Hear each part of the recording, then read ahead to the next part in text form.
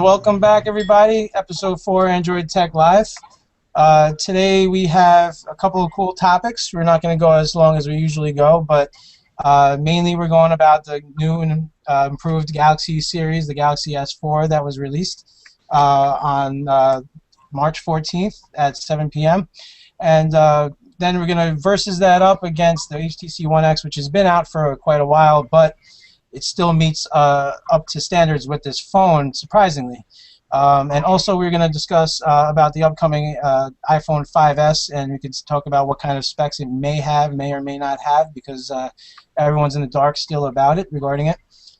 So let me just introduce you guys today. To the left we got Howard, HB, we got Joe, JD, we got C-Dub, who's on the GS4 screen right now, but he's there. He's going to have his input as well.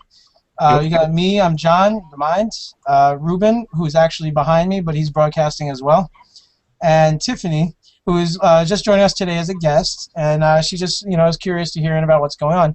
Other people that plan on joining us throughout the hangout would be Guy's having issues right now trying to get online.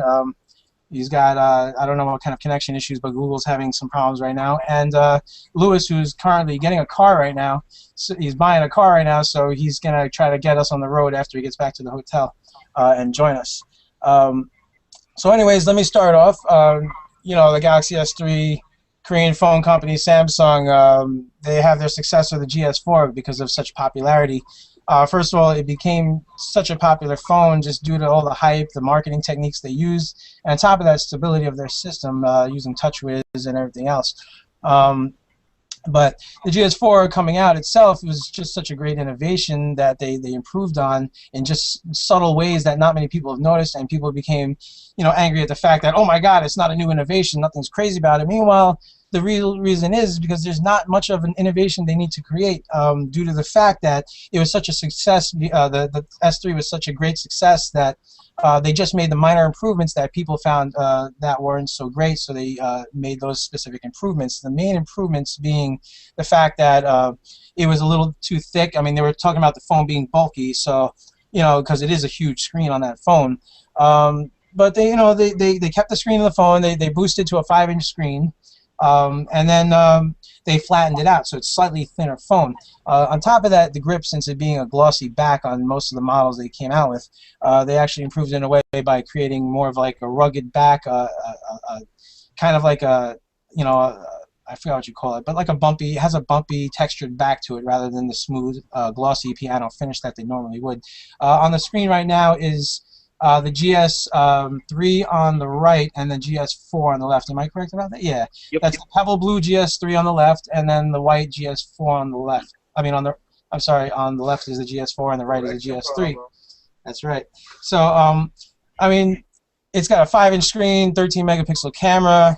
The Octo processor was supposed to be, one of the hypes that they were thinking of doing, and they ended up not putting it in. It was going to originally be put into the European model phones, and instead they decided to keep out of that and just stick to the quad-core processor itself, which I forgot what's in there. What is it? The 1.9 quad-core Snapdragon 600.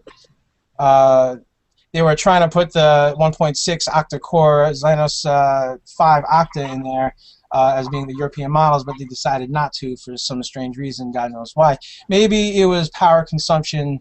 We don't know. I mean, realistically, to me, I personally don't believe that we need to have 8-core processor phones yet. We're not running that many applications simultaneously that we need 8 cores. The cores are mainly about the ability to run multiple programs at once, stable without any lag and loss of processing power. Realistically speaking, it's just like the Nexus 10 tablet versus the Nexus 4 tablet. The Nexus 10 tablet has a quad core rather than the Nexus 4 that has the dual core, but it's got the dual core Tegra 3. The Tegra 3 dual core is actually a much faster processor in performance-wise than the quad core. So, I mean, certain reasons like that are really what make it, a better processor for that reason. So that's probably why they didn't need the 8-core processor. Now, talking about that, we got these great specs about the phone. It comes with Android 4.2.2, already integrated, which is the large screen version, Android Jelly Bean version. It's only 4.6 ounces. It's fairly light. It's got the Super AMO LED screen in it, as opposed to the GS3, which has the regular AMO LED screen.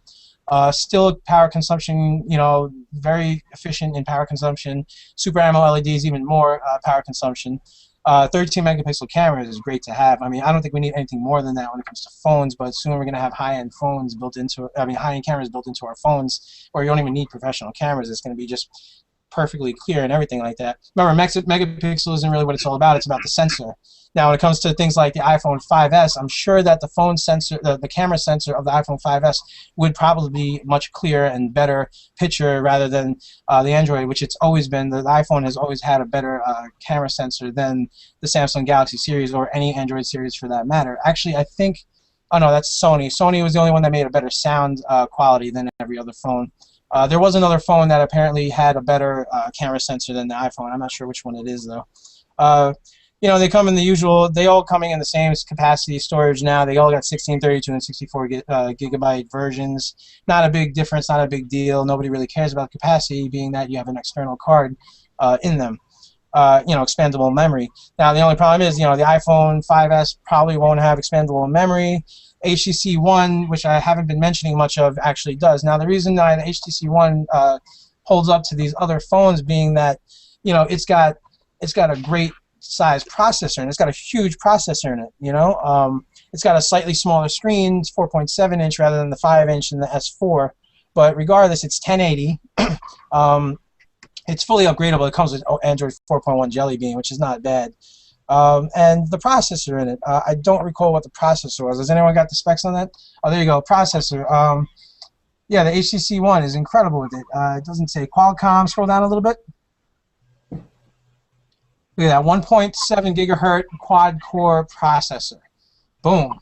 Now, not many phones have that kind of deal. Like, look at, you got on the GS4, you got 1.9 quad-core, as opposed to 1.7, but it's a Snapdragon 600, and they got, obviously it's a newer one, but this phone has been out for quite a while, which is such a great thing. Like, you got a huge improvement in all the other stuff, but the One X still holds out to its power. It's got a powerhouse under that hood, so that's why it was a very talked about phone. And the only thing I personally don't like about HTC phones is the whole process of unlocking the bootloader. If you're one of the people like me that loves to develop and root them and go crazy with them, but if you're just using it for, by the way, it's this is the HTC One, the 2013 edition. So. Oh, okay. So they remanufactured a new generation of them, I guess, right? Yeah. Oh, I see. 2013. Yeah. This is the S4 competitor. The Nice. HTC One X was the S3 competitor. Yeah. Now let me speak a little bit about the 5S. I know you have the 5 up there right now, which would be comparable, but we're going to compare the 5S, being that the Galaxy S4 is coming out, because the 5 you would really compare it to the GS3, not the and maybe the 1X. The 1X I would say the 1X really beats it, but the iPhone 5 and the GS3 are kind of hand in hand when it comes to certain things.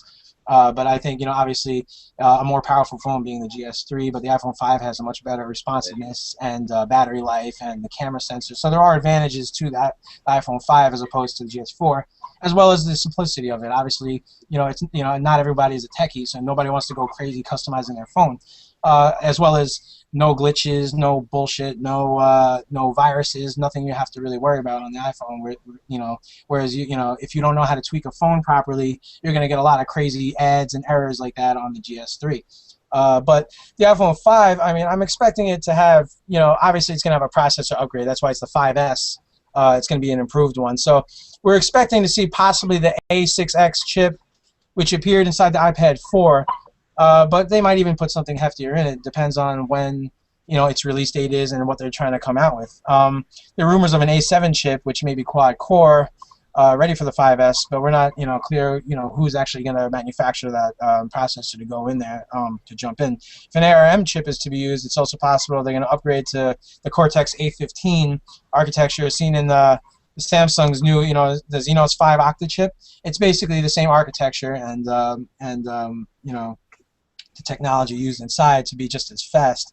Obviously, I think the 5S is going to have the fast 4G LTE connectivity, 5G Wi-Fi if it plans on coming out anytime soon, which I really highly doubt that's even being No, implemented anytime 5G soon. is years out yet. Yeah, they're still trying to implement LTE in a lot of places. I mean, New York still doesn't have LTE for certain CDMA carriers like Sprint. We have, we have Verizon has LTE, and AT&T I believe has LTE in New York, but we don't have T-Mobile. T-Mobile has their own fake version of 4G out. But anyways, the 5S for the Apple 5S, we might have a 13 megapixel camera, which is usual because everything in 2013 seems like we're gonna have 13 megapixel camera, and they're following by the years. It seems like, but I'd say by like 2014 we're gonna have like 16 megapixel, 18 megapixel might be appearing in that. A big improvement I'd say if they are gonna have for the iPhone 5S would be the iOS 7 coming out. It depends on what features they're going to have. I really don't know. Nobody really knows what it's going to expect to see. Yeah, that would be on the iPhone 6. Not coming out till iPhone 6 though. Not till iPhone 6, you think? It's possible. I mean, like I said, the 5S is going to be coming out probably in June or July. I would say the release date. That's anticipated in my eyes. Right now, if you compare iOS 6 to what the Galaxy 4 is rocking right now, the Galaxy 4 is beating it. Yeah, definitely is beating it. I mean, they're going to come. Galaxy S4 is coming out perfect timing for my upgrade. I got it. I'm definitely getting that phone in May. I think May it's going to be released. Probably towards the end of May it's going to drop, and that's just in time for my upgrade. So I'm 100% getting that. And I still got my mint condition GS2. I totally skipped the 3, which is not a big deal to me because I got the Nexus 4 operating system on my phone right now, and it runs smooth. There's zero lag, zero issues with my phone right now. Same thing here. The Jelly Bean 422 on my Galaxy S2. Oh, 5S Beautiful. really staying in price rumors. Yeah, I mean, I would say the iPhone is going to drop down in price. I think this is what their marketing technique might be. They're going to drop it down in price. It's going to be like $400 as opposed to $500 or $600, depending on which size you get or whatever. I bet you a 32 gig model will be like $400. It'll be like $299 to $400, I would say, in price range, which is a lot cheaper than most phones if you were to buy it outright. But with upgrade, obviously they're gonna do like $199, something like that. They're gonna have something really good, when it comes to that. I think that's where their marketing tactic might come in. They're gonna probably try to market it cheaper than the GS4, and that's why people are gonna be like, well, why get the GS4 when I could just get this? It's cheaper and it's coming out at the same time and it's just as powerful. Whatever they may be thinking that it is, if it is or it isn't. Which in my eyes, I really feel like it's probably not going to be as powerful as the GS4, nowhere near as fast because they're always a year behind when it comes to specs in their phones. But regardless, the operating system of the iPhone 5 and the GS4, I mean the GS3, it just runs smoother. It's a much less cluttered system, but like I said, when it comes to power, you're not going to be able to harness the power in your iPhone as you will the GS4. You can do a lot more crazy things that most consumers won't be using anyways. But for techies like me, we're going to be going nuts with that phone. Also, it's got a bigger screen, man. I mean, if you like bigger screens, to me, I got really fat fingers and thumbs. Yeah, man. You really need that to be. I can't type on an iPhone. I've typed on an iPhone. The responsiveness of the touchscreen is better, and it's much easier to type with when it comes to like the responsiveness. Like you don't mess up as much, but you got to really cram your fingers together. It's tough for me to do. It's really tough. Some people who have flat thumbs like me. It's a bigger keyboard than the iPhone 4. It's distinctly bigger if you look at it comparatively. The iPhone 5. The iPhone 5 is definitely bigger because it's a longer screen. It has one extra row of icons. Like if you check it out. It's a fifth row, yeah.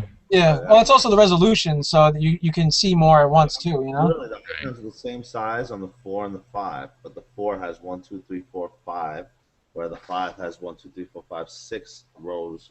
Therefore, when the keyboard is on screen, it's a bigger keyboard. The keys are bigger. Yeah. So I mean, I haven't typed much with the 5 yet, so I'm not too sure. Yeah, I find it much easier to type on an iPhone 5 than my girlfriend's iPhone 4 because that thing is, it's a smaller phone altogether. Yeah.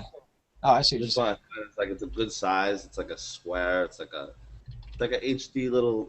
It's not quite feminine like the other one, honestly. Yeah. Yeah, the other phone is a lot more. I must say the iPhone 4 is very feminine, very feminine. A little bit.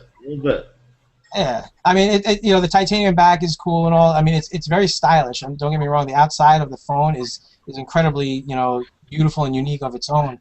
The only problem it being made of all glass, which I see as personally stupid. I mean, it's smart for them because it's so easily breakable. But you know, now the beauty is, I mean, yeah, the iPhone 5 has a titanium back now. The problem with that is if you drop the phone, it won't crack, but it will dent. Those phones, you know, the titanium dents very easily. Yeah, but how many people don't have a case on it at the end of the day? Yeah, everyone has a case on their phones. But the funny part is, small, skinny case, you know, of some sort. You gotta. yeah. Well, the one, you know what, the usual time that people drop their phones and break their phones is the one day that they decided, I don't think I need my case in today. I'm gonna try without it. I just want to try something different. That one day is the day they break it. You know, that one fucking day. It's always that day. And I was just gonna show you Jeanette's phone, but where the fuck did she go? Is she even here? Yeah, that or it's on your lap in the car and you stand up and it falls. That's the worst. Yeah, when you're getting out of the car, that's usually how it breaks. That happens to so many people. That's how I killed the Evo that I gave to you. Oh yeah, that's right. Yeah. Shit, man. Well, anyways, yeah, like I said, I think the price, you know, would be a little bit cheaper on that phone. I mean, it's not going to be significantly cheaper, but you know, there's a possibility for that.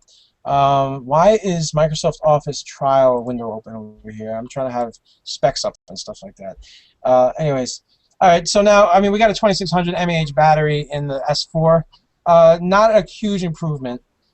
Slightly bigger, but not a huge improvement. I mean, we still need. That's one of the biggest issues we have. It's kind of like computers. Like, what were the biggest issues over the years of improvements in innovation that we've not had? Which was everything else was improving. Memory was improving from DDR1 to 2 to 3, from like way back in the day when we just had, you know, DIMMs. You know what I mean? But anyways, you know, and we had processor increases. We had core. You know, number of cores has increased over the time, and the gigahertz in size have increased, and the cache size and things like that. But the one thing that hasn't improved was the hard drive. Now, the hard drive is one of the main things that determines the speed of a computer. Now we got solid-state drives. Howie just bought one. You're probably getting it like tomorrow. Look at this. Ready? Wait, you got it? I haven't even opened it yet. Dude, we gotta make it work. That's cool. Yeah, so solid-state drives are a huge improvement in the industry when it comes to that. And it's the same thing in relation to phones. The one major improvement they should have made years ago was the battery itself, and if anything, it's actually decreased. You know, a lot of phones we had back in the day had a much better battery life than they do now. Phones now are incredibly horrible with battery life, but you gotta understand, phones back in the day didn't have running apps all the time.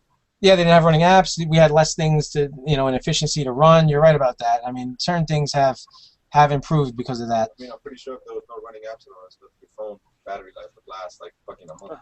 Yeah, you're right. But, you know, they haven't decided to improve that yet. The only one manufacturer that's improved it was Motorola. Motorola made their the Droid Max HD. That phone was incredible when it came to battery life, but it was the one I had, the Expert. Even though it was a terrible phone, the battery lasted 2 full days with a lot of talk on it. Yeah, certain models that were very good, but they for some reason never became successful. You know, that phone was a success, unfortunately. But like, you know, like the Droid bugs, Androids. Well, the Droid Max like became a successful, you know, hit in Motorola. Actually, one of the only, because Motorola actually, let's be honest, they suck when it comes to phones. I mean, they haven't made decent phones since the Droid Max, and before that, I can't even remember the last phone they made that was really that great. What's that? It was the StarTAC, man. What else? Come on, dude. You got a StarTAC. Yeah, the StarTAC. But how long ago was that? That was like 15 years ago. The original Motorola. That's the original flip phones right there. Exactly, man. You know, those were that was back then. That was the shit. That was when they were good. It's like Dell. Dell used to be the best when it came to laptops and desktops. When they made the Dimension series, the early Dimension series. Now they're the worst. Yeah. Well, they're not the worst. They're like number 4, number 5 down the top list, you know. But they're not the best like they used to be, you know. It's the same thing with Motorola. They're not the worst, but they're not the best. You know, the worst are the ones that you get from China that are, you know, no knockoff brands, and you know we got dual SIM card support, and you know God knows what's inside those things. You know, it's got Android 4.0 on it. You know? And all them, you know, I mean those are the top of the. Those are the top of their food chain. Top of the line, man. You ain't getting no better than that. Oh, yeah, you ain't getting better than that. You know, but these phones, the battery life is not improved. You know, it still hasn't. Like, why would they put a 2600 mAh phone battery in that phone? You know, like, I mean, yeah, the AMO LED, the Super AMO LED improves it a lot because that's the major battery drain issue is the screen itself. It definitely takes out all the all the battery life. That's why the Evo 4G was so successful and at the same time the biggest downfall because the screen was just LCD. It was a basic LCD screen built in there, and it killed the battery so badly on that phone. It had an 1800 mAh, I think, in the the Evo 4G, but it was a great, powerful phone. It just had horrible battery life. Dude, I used to run around with 6 batteries in my pocket, and I used to swap them all day, like you're smoking cigarettes. You got to swap your battery on your phone.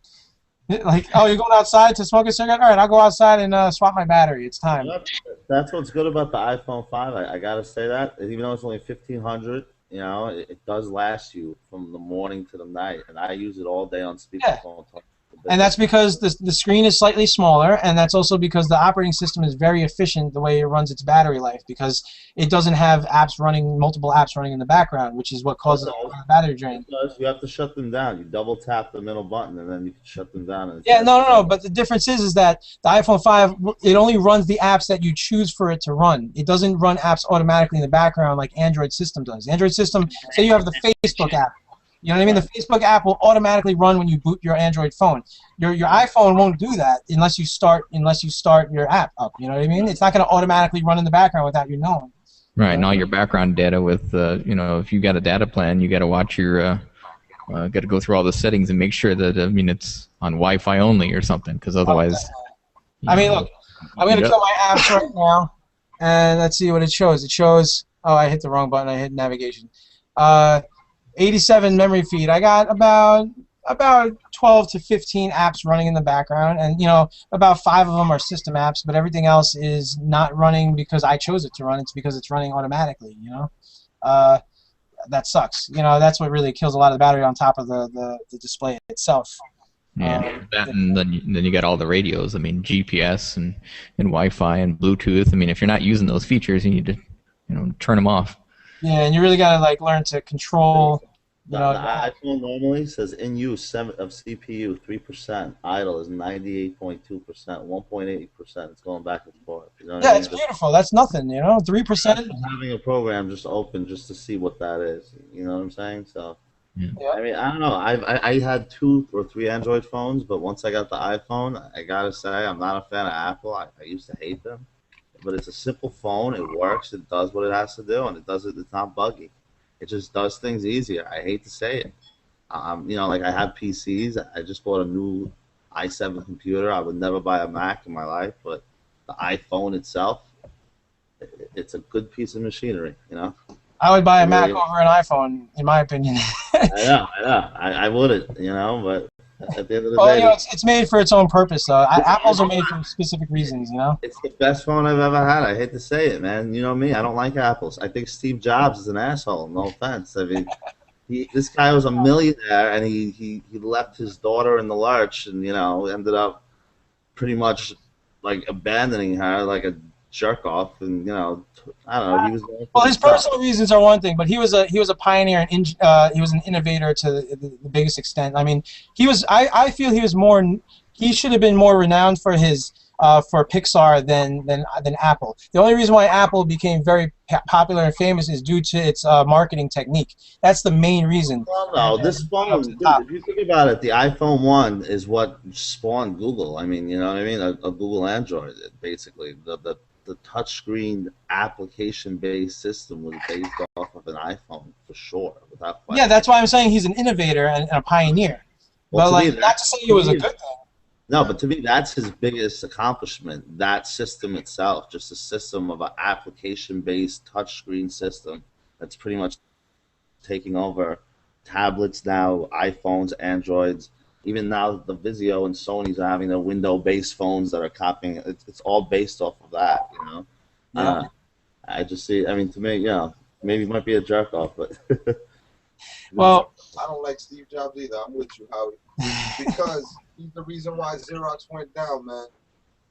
He stole the mouse from the But from scratch. Yeah, freaking idea. I didn't want to kill the mouse. But after that, everyone stole everything from everybody, and there is no rules when it comes to this shit. If you're gonna patent something, there's such specific terms when it comes to patenting things that everything is stolen from everybody. I mean, if everything was patented and everything was stolen, we wouldn't. If everything was not allowed to be stolen, we wouldn't have text messaging. We wouldn't have a phone with a dial pad. We wouldn't have a volume button on the side, a rocker on the side of the phone. These things are all copied from other things. Everything is copied from everything. I wouldn't be wearing a Yankees hat and Ruben wearing a Sox hat because that's copying their hats. Certain things need to be copied in order to innovate, and that's really the way reality should be. Yeah. Well, look at guys like Tesla. I mean, he was like, dude. People would tell him, "Hey, this guy, he's using your stuff. He invented something and he's taking credit for it, and it uses your stuff." Yep. He's like, "Great, let him. That's wonderful." Where would the world be without Einstein inventing the light and all that other? Not Einstein. Einstein, no, Edison, no, Edison. Yeah, but who was the mastermind behind Edison's light bulb? Yeah. Tesla. Yeah. Where would the world be without Tesla is really the question. Well, what's funny is I saw a commercial today about this Windows phone. They were targeting Samsung. They weren't even touching Apple. I guess Samsung being the leader now, that they decided, fuck it, we're gonna make a commercial and we're gonna target Samsung directly. You know what I mean? Targeted Samsung with the camera though. Nothing else. Right, it was with the camera. That's true. They couldn't. That's true. You're right. You're right about that. It was about the camera. That's what it was about. I'm gonna take it with yours. See how it goes. Yep. It sounds like it would be the Nokia. Lumia. That's true. With their you know how light this SSD drive that I'm holding in my hand is right now? I'm sorry to change the subject, but it's like an ounce. I know. It's so light. Well, it's 2.5 inches now. It's the size. It's a laptop size. That's going to be a standard inside all computers in the next 5 years, at least. It's all going to be 2.5 bays now. They're going to rid of the 3.5 bays. They're going to keep them around for a little bit, but because of all the older hard drives that we have. But 2.5 is going to be the standard hard drive size now instead. It's all going to be the same now. They don't need all that size. They can store 5 terabytes in a 2.5 form factor. Why not? Yep. I mean, even optical media it's on its way out. Yeah. Within a decade or two, I mean, it's going to be just a relic. Yeah, but we still need it for our CDs in our car. Double-layer DVDs I love, even though nobody's ever grasped them for some reason. Well, for the moment, yeah, but, I mean, like I say, they're going to be on their way out. I know, and it doesn't have... There's no moving components. It's a beautiful thing. It's the size of a cell phone. It's beautiful. Yeah, man. Look, it's smaller than the S2. It's smaller than the iPhone. Look at that. The iPhone is bigger than the SSD drive of 120 gigs. Oh yeah, of course. Look. That's all that is. I mean, it's a big memory card. That's all it is. It really is. It's crazy. Oh, Joe, you got the white case in right now? Yeah. No, I have the white phone. Yeah. I got the blue S case. By the way, let me say that TPU S cases are the best and cheapest cases for every phone out there. Every manufacturer phone has these. They're called TPU, and they're called TPU S cases. These are really awesome cases. They're like $2. Bro. Yeah, see, we have the same exact one. They really are the best cases. TPU is the type of material. To get here, but it was worth it for $3. $3 you pay, right? And it's just as good as those $40 ones that you get in the store. You're supporting foreign fucking, but whatever. How long did it take you to get it? I paid $250 for mine. Why? To get here. It came from China, though. It came from, like, Zhengzhou, China or something. Yeah, that's where they all come from. This keeps taking my phone, like, 6 times. I love it. Oh, I hate the phone. I love the case. Oh, man. Hey, Lewis is trying to... But I love the case. The case is like a lifesaver, man. I'm gonna exit out my other laptop because there's no need for it to be on. It's just eating bandwidth away right now. So he's gonna jump off in a second. Where am I getting messages here? All right. So now I wanted to discuss one other thing. Now, NFC is not integrated in the iPhone 5, and I don't believe it will be integrated in the 5S, which is something I don't understand why they don't want to do that. NFC is the near-field communications, which are gaining popularity. I mean, we discussed them last broadcast in episode 3 regarding NFC and how you could literally hack people's credit cards and passports and things like that using near-field communication, turning it into basically an RFID reader, because it is a radio frequency that it's emitted, but its general purpose is to obviously pay for things on the go. NFC is going to be released in a much new form factor, which I haven't discussed. Maybe we might talk about it next broadcast, but Square, the company Square, which is actually the guy who started Twitter. It's made by the guy who started Twitter.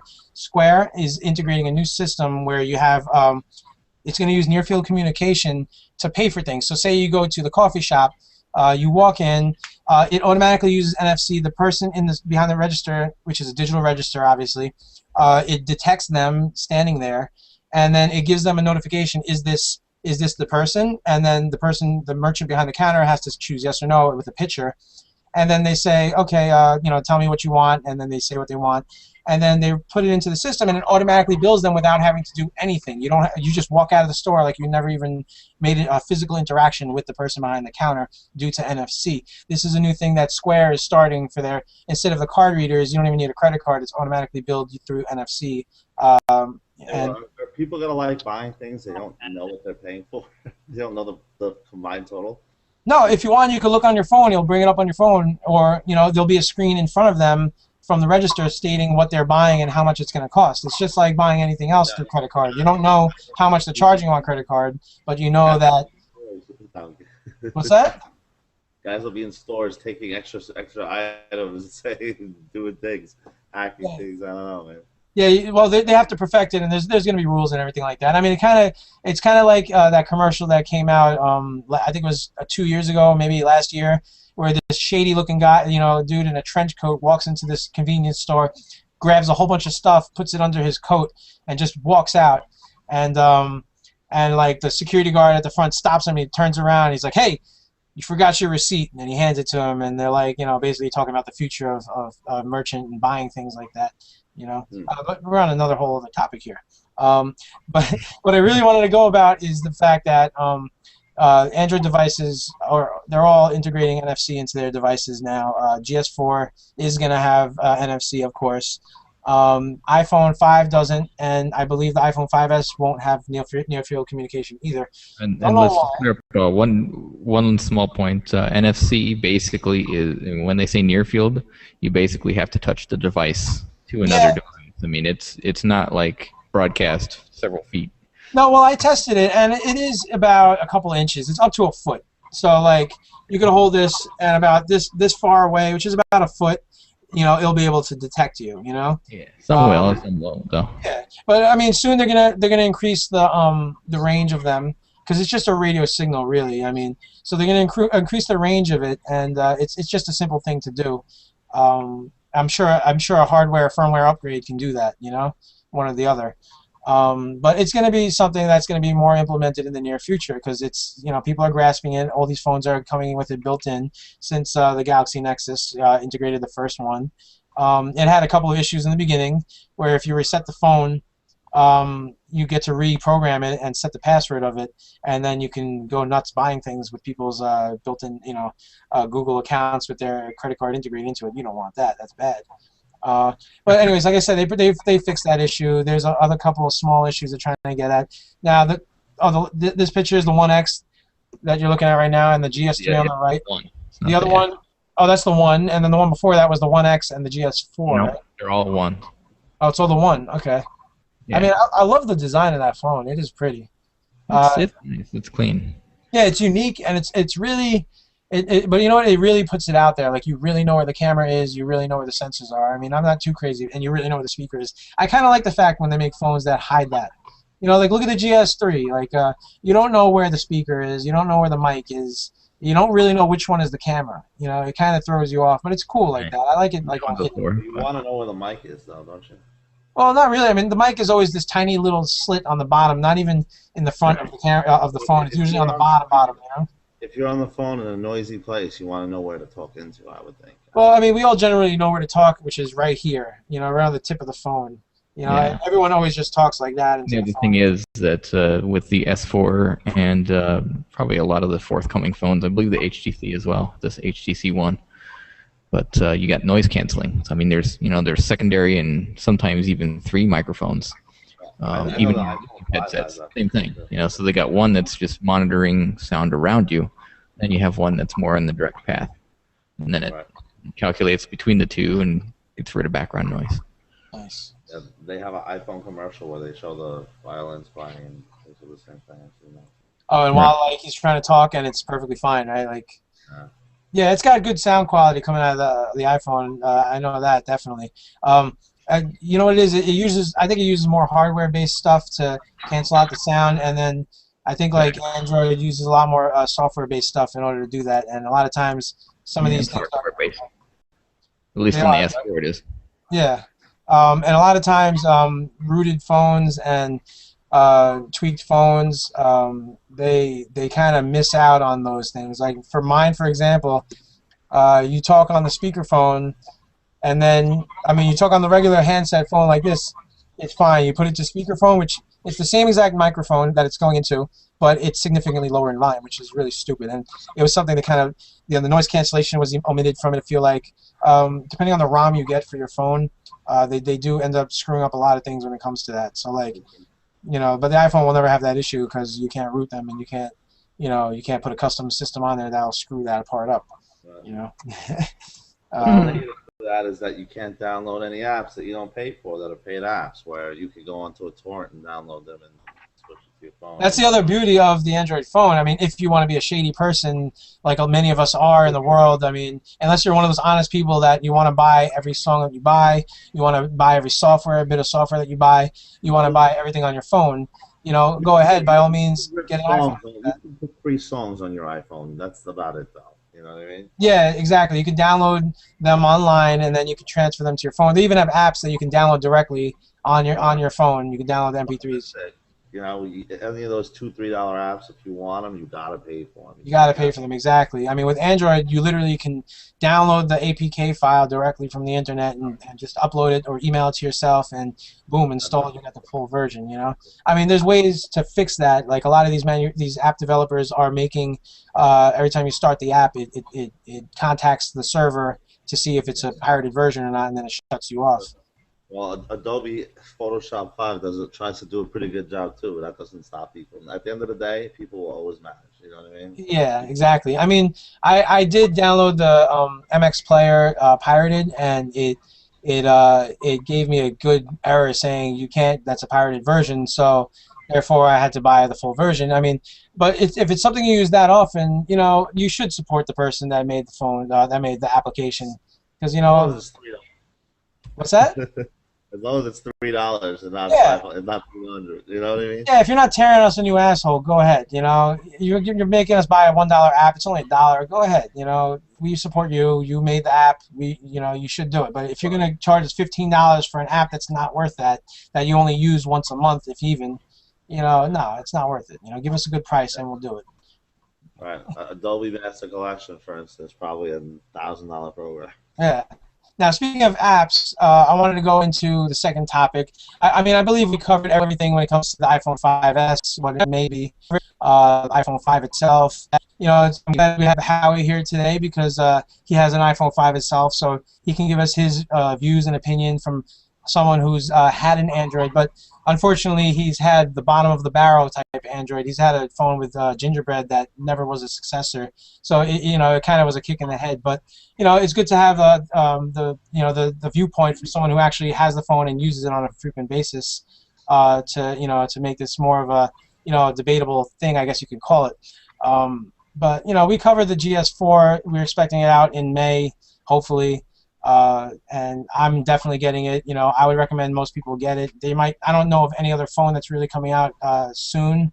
C-Dubs, you know any phones upcoming that may be up to par with the GS4 besides it?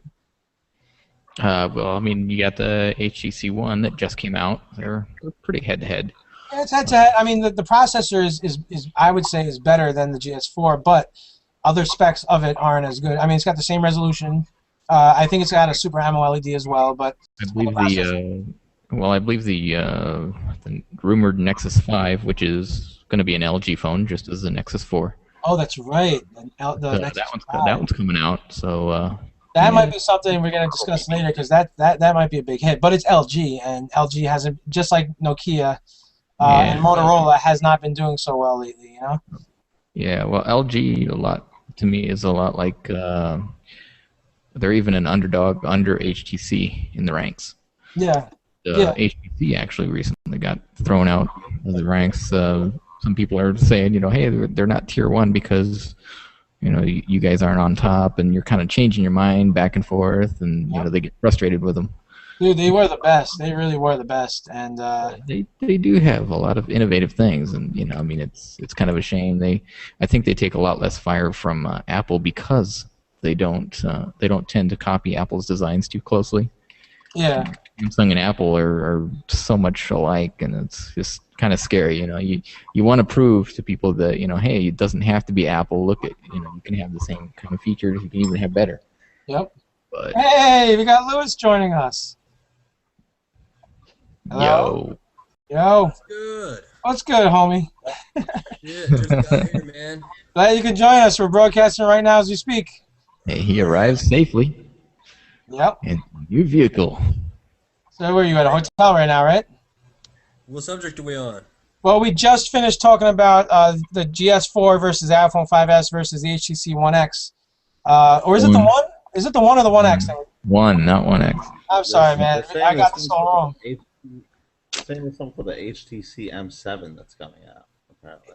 Oh, yeah, the M7. Well, I don't think that's going to be up to par with it. I mean, HTC was the best for a long time, and then they've been falling off slightly lately, But we just finished talking about all that stuff, and now we're probably getting into our personal picks for the best Android apps that we have, we can think of.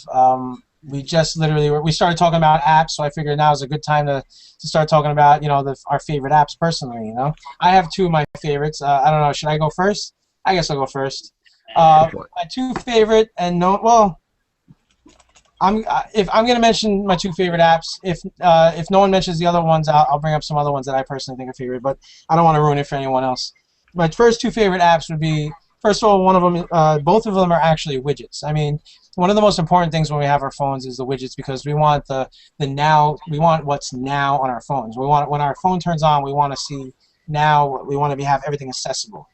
In that case, I feel like widgets are very important, and I have two favorite widgets that I personally like, which I've been using since Froyo, I would say. Well, actually, one of them I've been using since Froyo, which is multi-icon. It's called MULTICON. Multi-icon allows you to take one icon space and turn it into 4. To me personally, that's such a great, genius idea, because it means a lot. I mean, you can really fit so many more icons, which are, I mean, they're small, but they're not too small that you can't tap them. Like I tapped the fast reboot icon, and I ended up hitting navigation. That's because I really wasn't looking directly at it.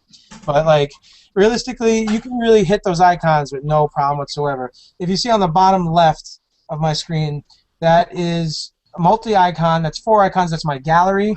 That's wait, let me get on there right now. That's my gallery. Oops. That's fast reboot. That's my web browser and my navigation. As you can see, all my icons are really where they exactly need to be. I don't need any other icons. The only other icon I need is Pandora, and that's my widget.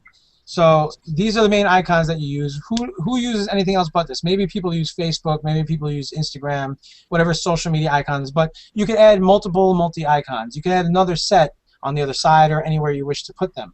And you can add whatever icons. You can choose what icons you want to put on them. It's a great app. It's a great app/widget to use, because it's something I use literally every single day. Who's that? Oh, Ruben's got it too. Ruben uses multi-icon. He's got the same setup as me. Look at that. I think because I set it up for you. Dude, I don't need that. I just do that with Jelly Bean. iPhone does it naturally without an app. Because it is no. Look, Yeah, look so at does Android. Jelly Bean. You see Yeah, but see, those are really big. You see what I'm saying? And in order to click those, you have to click something first, look, right? it starts out as a small little baby. Look, it's just this little one thing. Wait, move it up. Move your phone up higher. We can't see. Move your phone up slightly higher. There you go. Here, look. It starts out as nothing like this, right? Yeah. And boom, you expand, and it has whatever you want. And it's great. Yeah, that's a stock Android feature. But what I'm saying is, yeah, you have to click. You have to click first in order to get to that. You know what I'm saying? This, you don't have to click. It's right there on the desktop, already there. You know, I understand what you're saying. You could fit a bunch in one space. Same thing with Howie. You could fit a bunch in one space. But you have to click once in order to get to that. I'm talking about right on the desktop, directly there for you. You know, this will fit one icon like you're talking about, but it's one extra step. It's one extra tap that you have to do to the phone in order to get to where you want to go. I'm talking about simplicity. What he's demonstrating was the that's a stock feature, the folders. The folders feature. In this stock, in the stock Android, you can have up to 16 icons in a folder, which boils down to one icon. It's nice, but it's then there's.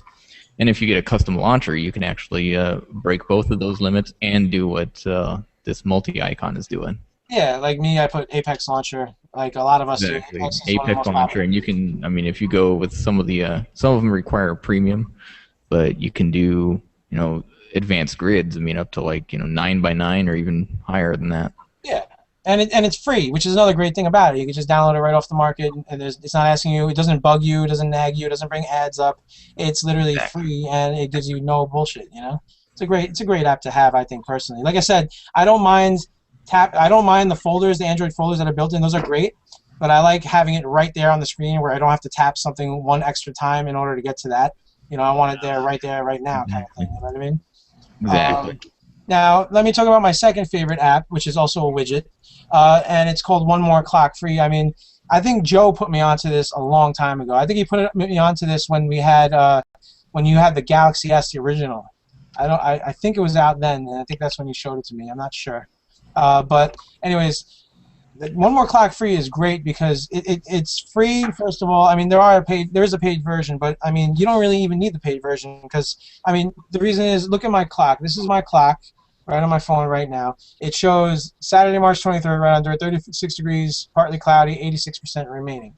You see, it's a widget that it's highly customizable too. You tap on it, widget theme, and you literally get the starter pack, and you can download all of them if you want. It gives you a huge selection of different icons you could choose. Look, there's a Zelda one. It looks like the top of the Zelda screen. There's all these different widget clocks that you can have.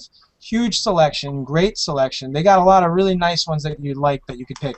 And there's literally about 75 to 100 of them in one shot, and you could set it to anything you want very quickly. This one's very simple and nice. It shows the weather. They got weather built in. It's got the time, temperature, and battery. What more do you need? The only thing that you initially have to set is when you go, you start off and you go to tap and display options. You got to uncheck use 24-hour clock unless you're into military time, and you got to uncheck the show leading 0, so it's not 04:20 p.m. It's literally just the right time. You know what I mean? But that's another good app for that reason. Like I said, it's free. You can download the expanded pack, which it asks you when you first load it up. And those are the two only widgets that I use on this screen right here. Like I said, the only other widget is Pandora, which is a great thing to have as well. Obviously. But you might as well stick with those. You're gonna never go wrong with your desktop. You have everything you need right there in one shot. Unless you're one of those people that likes your connections on there, but you got the notifications pulled down, which you can access all your stuff. What's what called? The one that I'm using right now is called One More Clock Widget, and you can actually look for it if you type in OMC in Google Play Store. OMC standing for One More Clock Widget. And you can get that free as well. You don't have to pay for it. And like I said, it's very quick and useful to use. And that's my two favorite personal apps/widgets that you can have for Android. Very useful. I do have some others, but let me see what everyone else says before I spoil their thoughts on them. And if they don't bring up these apps, I will bring them up afterwards. So anyone else next? Jojo, you got something you want to share with us? Any personal app you like? Hey, I got a quick question for you, John. Oh, wait, hold on. What's up, Louis? Is that like similar to Beautiful Widgets? I think it is. I've used, It has I the don't same remember. premise, really. What's that? It seems like it has the same premise. I mean, it's Yeah. skinning your clock and weather and stuff. There's all different ways to do with that. a 24-hour clock, just like the other. Oh, it does, right? Well, I mean, What do you mean by European? actually use one called Simi Clock. Oh, SIMI. Yeah, I've used that too. Yeah. There's also another one, digital clock widget, which is very basic looking, but you could set the colors of it. But it uses a standard font, and it's very easy and clear to read. That was the one I used for quite a while, and then I discovered one more clock widget, and I've been using that one ever since. Yeah, Neat Weather HD, Elegant Weather. It's pretty neat, dude. It shows you it's just the same thing as Beautiful Widgets basically, except it's real it shows you times when at certain times, percentages of rain at certain times, Wait, hold that background up for a sec. Huh? Hold that background up again for a sec. Now zoom it out. Pull it back. Now where's the background that you had too? There you go. Yeah, bro. Android, dude. I just had to have a little rave, little European rave session just there. All right. And now back to the show. It's a light show, bro. Best in Europe, bro. Best, bro. Best, bro. Best. All right. So, Joe, what were you saying? Sorry, what were you saying? What's your favorite app over here for Android? You could say. I have a lot of favorite apps. I like a lot of the stupid things, like the level, to make sure things are straight. Oh, I forgot all about that. Oh yeah, I use that. Hell yeah. Yeah, It's very active. practical apps are what get me. It's the little things that I love, like even the compass. It's stupid, but you know what? If you're where you don't know where the fuck you are, and you pull out the compass, at least you know which one, right? Thank you. Yeah, dude. North. Like that. Hell yeah. And I like the fact that you could beam stuff. Like if you tap phones together, I like that. I really like that. Oh, wasn't that a bump or something like that? Yeah, Bump was the old one. I forget what it's called, but it's supposed to be an S3 thing, but I could do it on my S2 because, I used to be able to do it on my S2 when it was rooted because I had the right software and it had the whatever, but I like that.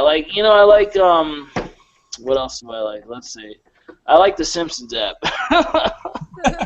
This is tapped out. You're right about that, bro. I'll tell you. We need to be able to share it for Android. We need to be able to check on our friends. Right? iPhone. I'm addicted to that. It's for Android and iPhone. This is the best app right here.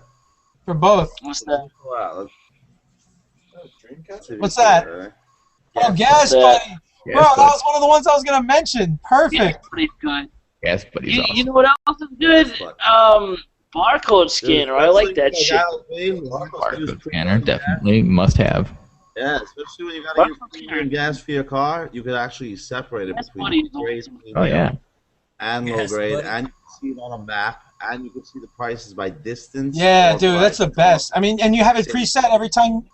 See, 30 cents a gallon sometimes, man. That's great. 30 cents a gallon on a 15. All right, check this out. So I have OnStar in one of the cars here, and I have an app on my phone that I can control my car from the OnStar and the app. Like I could start the car, unlock the doors, check on the status of the oil and tire pressure, and all these other. I can get GPS because I have the OnStar app on my phone. It's great. I love it, dude. I can start my car from across the motherfucking country. That's pretty cool. Yeah, you can see people too. OnStar, dog. Gotta love OnStar. Remote link. That's great. And my second favorite app, right, John? Here's my second favorite. Even an iPhone can control your house right now, turn on the lights in your house and TV in your house, and even in some cases arm the alarm in your house with your phone. I mean, it's terrific. It's scary because God forbid you lose your phone. But think about the concept of this technology. It's great, dude. Oh shit! Did I forget to turn the lights off in my crib before I took my flight to Paris? Boom. Yeah. Press my phone, and then great. Peace of mind. Let's do it. You better have your lights hooked up to some special expensive ass receiver that's going to be able to turn your lights off on your phone. The point being that you can do it, though. You know what I mean? Well, the receivers now are really cheap. I mean, there's $10 ones that you can get from Radio Shack that integrate into your Wi-Fi now. I think they're like 10. No, they might be a little more than that. It's like $100. To wire it up, set it up. A normal person I got one. It was like $90 to set their whole house up. Oh, okay. Well, if you got some, if you have a high-end house and you want to make that work, you could really make that work if you really feel like you want it, Set up your house. You know what I'm saying? With like fully, if you wanted to do it, and you weren't you who could do it yourself, you had to hire a man to come in and do it for you. It would cost a lot of. Oh, that'd be thousands. That's what I'm saying, Dad. Yeah, I know what you're saying because I'm doing that for my parents' house that they're building. I'm gonna integrate the whole house. I'm doing all the work. You're right. Absolutely. That's what you do, and it's still not cheap just to buy the equipment to do it. You know what I'm saying? I mean, it's still not I'll get it cheap, but you're right. Most consumers can't get it cheap. It's gonna add up to do it right. It's gonna add up. Yeah, I agree with you on that one. Because they have a lot of lights and a lot of equipment and appliances that they want to remotely access. Another in that same thing, Verizon has an app where you can control like either TV as a remote control from your Android or iPhone. So that's pretty cool too. It's like they do that. Not a lot of people have that. So that's a common thing now. But I was gonna say, as for another app that's really cool that everyone loves, I know JoJo put me onto it back when Android first came out. Is Shazam. Shazam!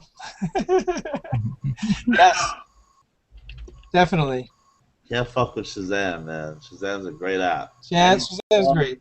There's no more. Oh, what was that? What's that song playing? I can't think of it. You just fucking press Shazam and you're ready to go.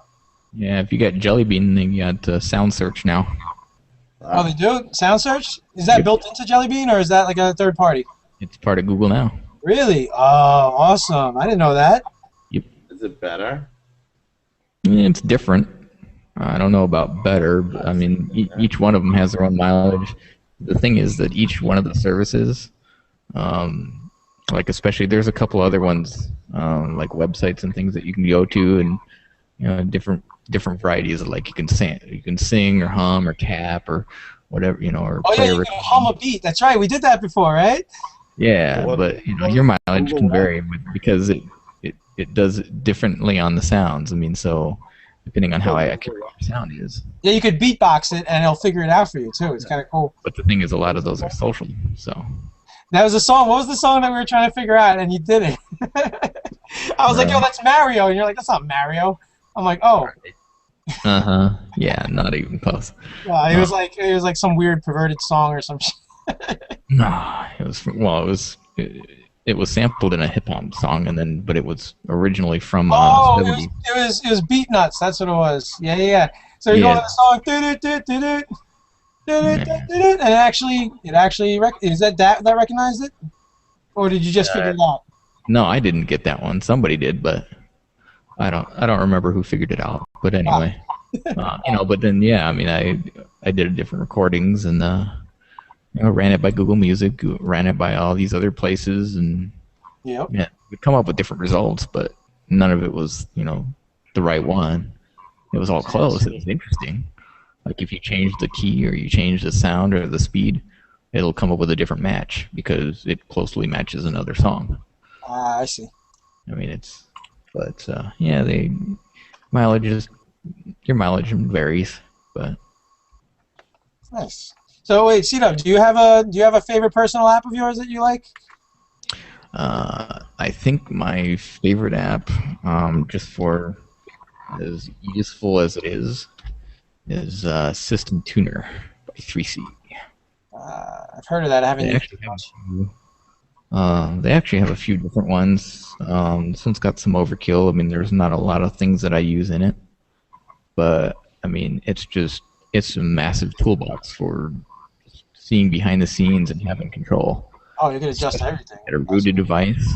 Yeah, I mean, you can, if you've got a rooted device and you got the paid version, I mean, you can essentially tweak how your memory is controlled. You can overclock your CPUs. You can set the governor to, like, do you want to put them to sleep? Do you want them to run all full blast all the time?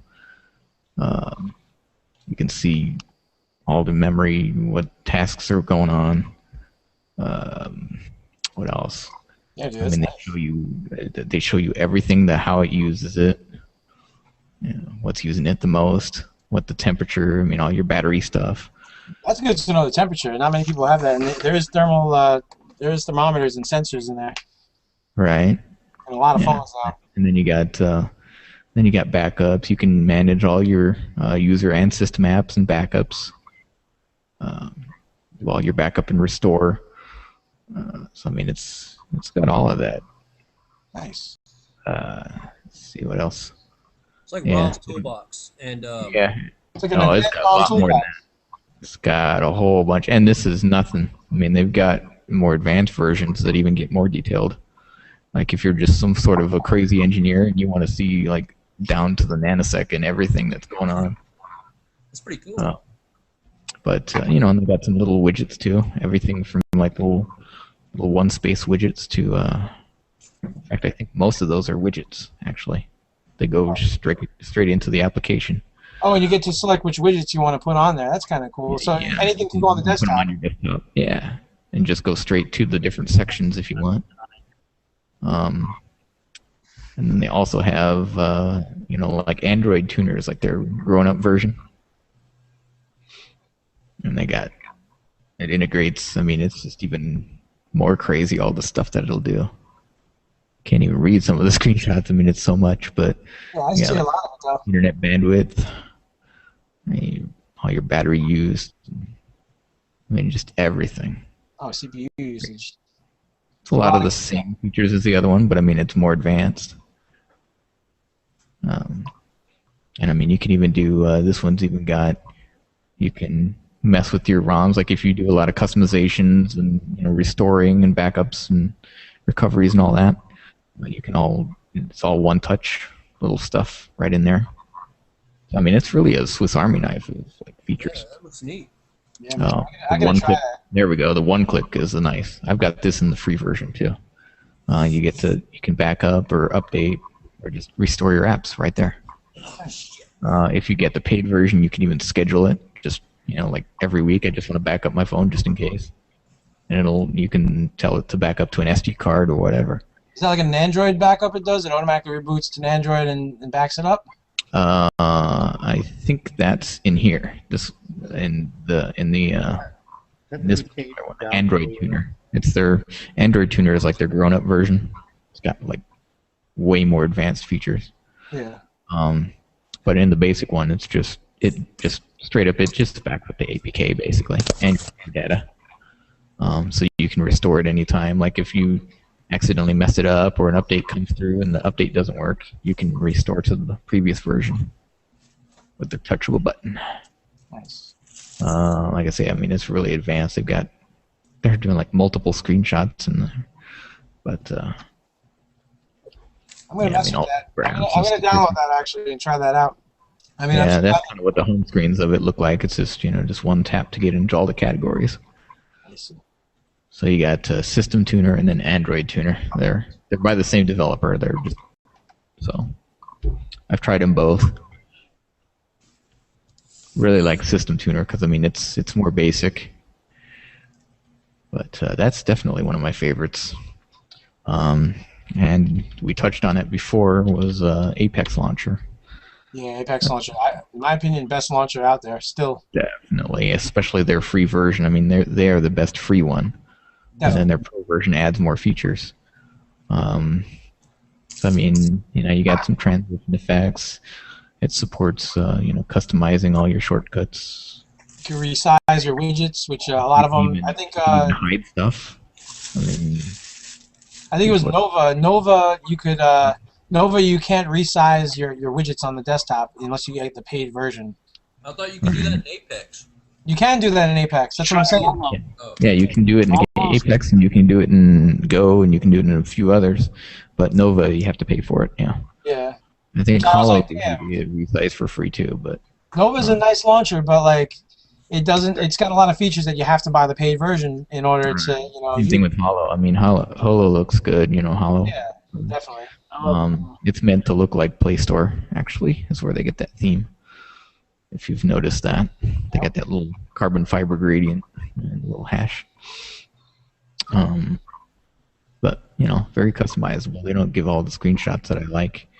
I can't demo it because my phone is my camera, but right now. But like I say, the launcher, you actually get to. Nice.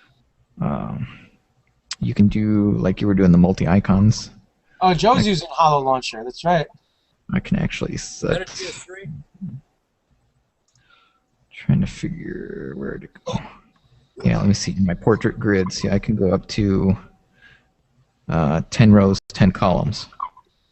So I mean, I can have 10 by 10 icons on my desktop in this launcher, even on my phone, which would be kind of useless. But that'd be really tiny. But I could do it. Yeah, same thing. You could do 10 by 10 on Holo. That's good. It's just you need the right size landscape. You need the screen for it. Right. Well, I wouldn't put more than 6 on a standard phone. 6 across, 6 down. Right. Unless you got a tablet, you can go a little more. 7-inch, I would do like 8 across, 8 down. Right. But I mean, it's it's really interesting being able to do that, and I don't know.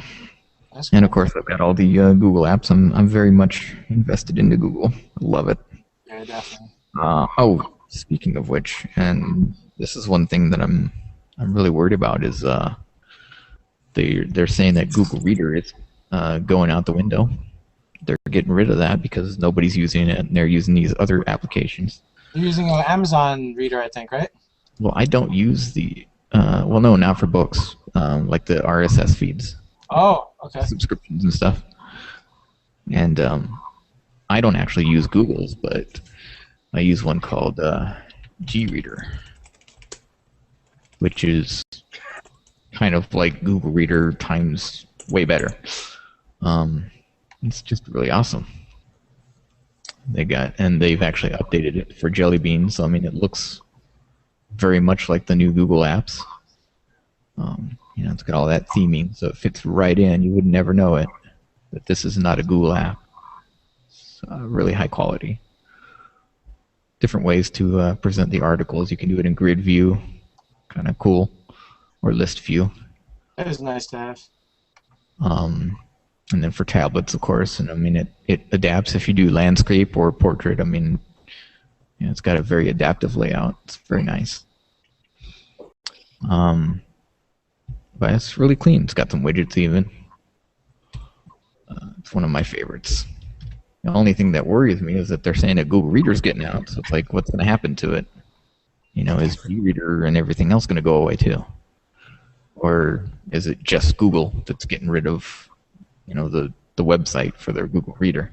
They might push it to another company possibly. They'll endorse another company. Hey, everybody who's going to do this, this will be the bridge. Yeah, exactly. That might be it. Let's hope so, because I mean I don't want to get rid of G-Reader. I like the layout. I like getting my news from there.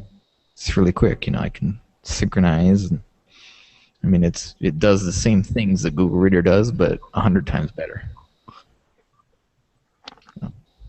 Definitely one of my favorites. Cool. Nice. And so now, Lewis, what do you think? You got a personal app that you like? Yeah, I got a couple. The first one being Groove IP. Oh, definitely. And like it started off, I tried it a while back, and the free version, and it worked flawlessly. So I said, okay, well, fuck it, I'll buy it, So I bought it, and this is awesome. Now I use it as my business line, and I can just turn it off when I want to accept business calls. When I don't, I'll just, not use it. Yep. Now let me explain quick. It works in conjunction with Google Voice. Google Voice, you're not actually getting free phone calls. It runs through VoIP, but it tunnels through your phone first. So you're still using minutes. And I always thought from the beginning that you're not using your minutes up, but you actually are. But if you use Google Voice and you use Groove IP, you're actually getting free, literally you're getting free phone calls. You don't have any minutes that you're spending on. So it is one of the best buys you can get. If you want to purchase this app, it is an amazing app to purchase. There is no demo version. You can't get it. My personal downfall with it is that if you have bad service, if you have 1 or 2 bars service, you can't get any phone calls that go through. They don't go through the phone calls. I mean, like it's like a bad internet connection. Bad internet. It's just bad static. They can't hear anything. It's just broken out phone calls. But it is a great app when you do have good service. So if you're in like a metro area or if you got good service where you are, I highly recommend using it and getting the lowest amount of minutes plan that you have. This way, you'll be able to get free minutes all you want. I have the lowest plan possible because I hate using the phone. I don't like using the personal phone. And I use Google Phone all the time. When I'm on my Gmail, the phone is right there in the bottom left. And I spend most of my time here. So, yeah, I highly recommend Groove IP for that reason. That is definitely one of the best picks out there. What do you say? You use it a lot, Lewis. What is your downfall of it? Do you find any negatives about it? The only thing I have negative about it, and it doesn't even use much bandwidth. It only uses probably 0.8 megabit, and it's flawless except for depending on your ROM. Like if you're on CM 10.1 nightly, it could be iffy depending on your phone. Yeah, my ROM itself, I mean, I have, on my Nexus 10, I have CM 10.1, and it does not work through Wi-Fi. You could hear perfectly clearly, but they cannot hear you. The microphone does not work. Yeah. And that's an issue you have too, right? Yeah, same issue. Well, CM 10.1. 2 nightlies ago, yeah. But it stopped working or it started working again? Yeah, it started working perfectly too. It was doing what you were just talking about. They couldn't hear me. Yeah. Oh, so maybe I should try it out again. It might work again for my tablet. It might, man. As long as you keep updating the nightlies. Nice. I'm gonna try that because I update my nightlies every night. Yeah, I'm definitely gonna try that out. That's a good thing there. Free phone calls on my tablet. I don't have to get up. I could be more lazy. I'm gonna go grab my phone. My tablet's right always there with me. Good stuff. Ruben, do you recommend any apps? One that everybody has, man. The one that saved my ass. Fast reboot so many times. Fast reboot, right? Oh man, has it saved my phone at least 4 times. Yeah. Now let me. Oh, go on. Yeah. What? Every time I used to tether, it used to save my phone battery all the time. But once I used the Wi-Fi tethering once, all of a sudden the battery get drained within half an hour. Fast reboot, that does not happen. It's awesome. Yeah, it saves you a lot. Let me tell you something. A lot of people, for ages, they loved what's it called? What's the name of the Advanced Task Killer was a very popular one. A lot of people love that one, right? Now let me tell you something. If you do not configure it correctly, you will. It is actually worse for your phone to use. You can't just install it and use it and expect it to work. You need to tweak all the settings. You need to set it to safe. You need to set it when it only does automatic when screen off. So every time you hit your screen off, it closes all the apps. And you need to set it to lowest security so that it'll show all your apps. And you need to uncheck the ones that are reoccurring, that regenerate when you hit it. So, and also another thing you need to do is you need to generate an automatic list. I forgot what you call it because I don't have it installed.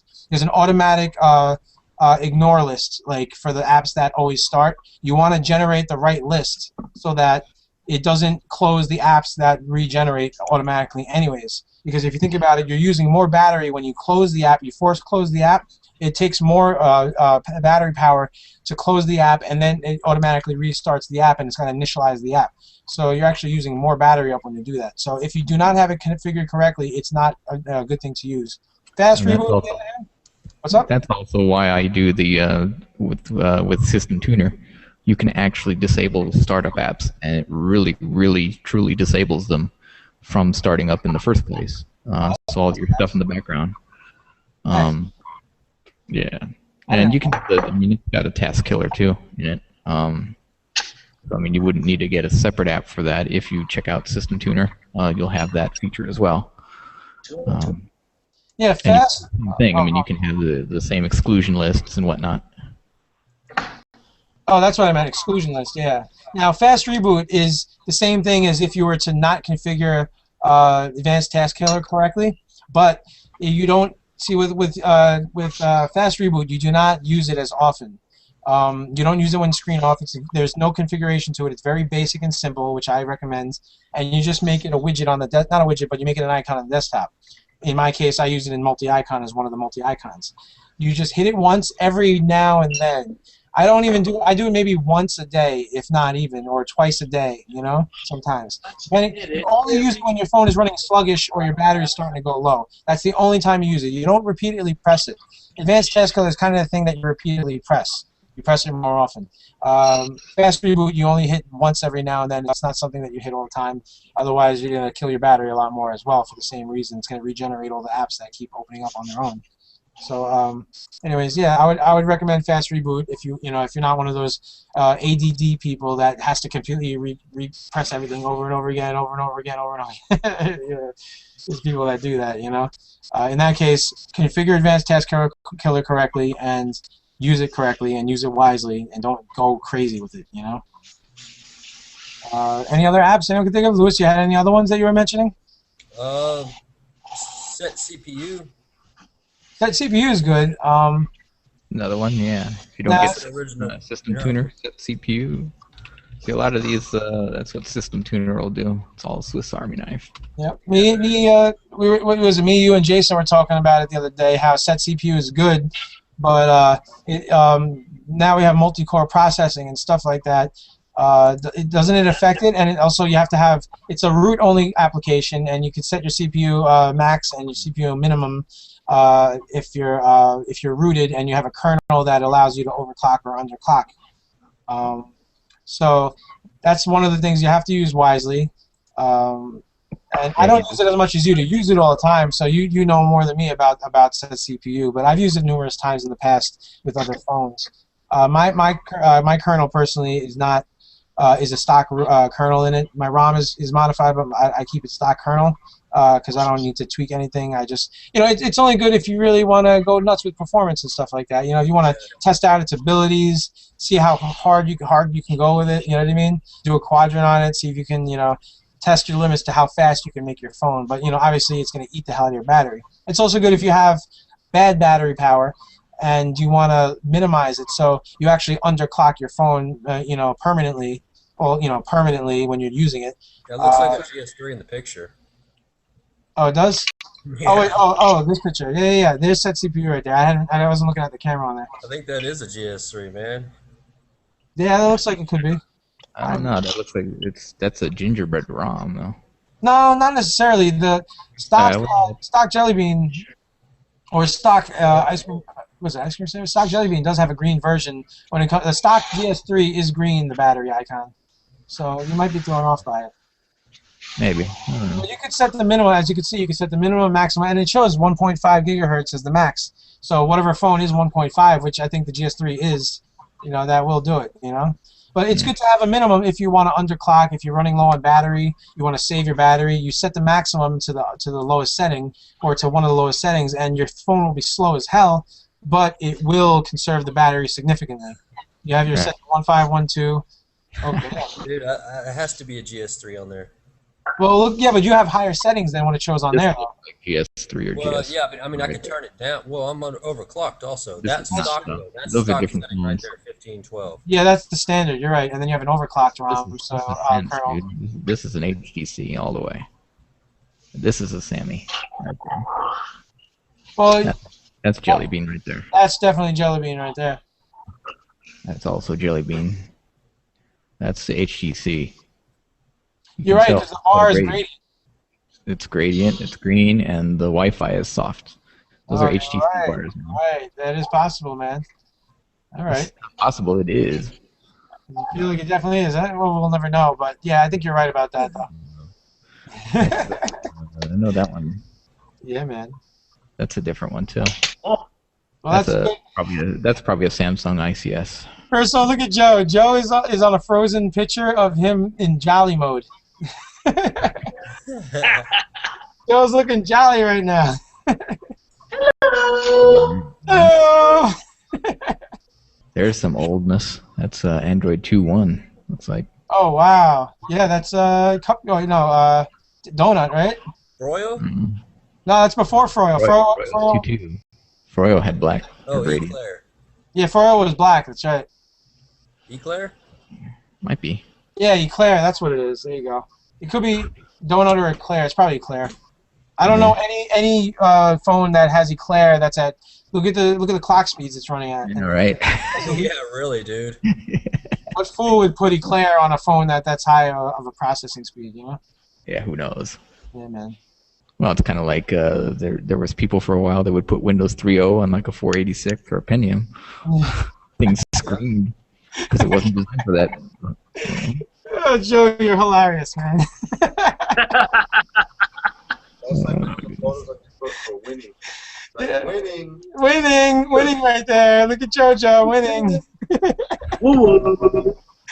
Oh, that's awesome. Oh man. So, anyways, we've been going for a while already.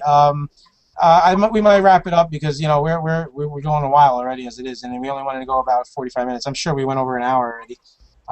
Better wrap that gavel up, B. Better wrap that gavel up, B. Anything else you guys want to include about what we talked about tonight? No, everyone's good. Okay, I'm gonna end it here. I'm gonna cut it off here. Thank you, C-Dub, so much for providing us with all these screenshots and pictures. You're always good at doing this, and I'm glad to have you, joining us for all these. And Howie HB, glad you could join us today. Thank you for being our guest today. I'm gonna mention you in the description. You're always welcome to join us for further further chats and stuff like that. We got live Jolly. We got live. Yeah. Oh, we got live Jolly. Jolly Joe. Thank you, Joe, for joining us in Jolly mode. Hello. All right. It's fun as usual. And C-Dub again, thanks again. Always a pleasure. We need everyone's input, and you got great input. C-Dub, Lewis, I'm glad you can join us.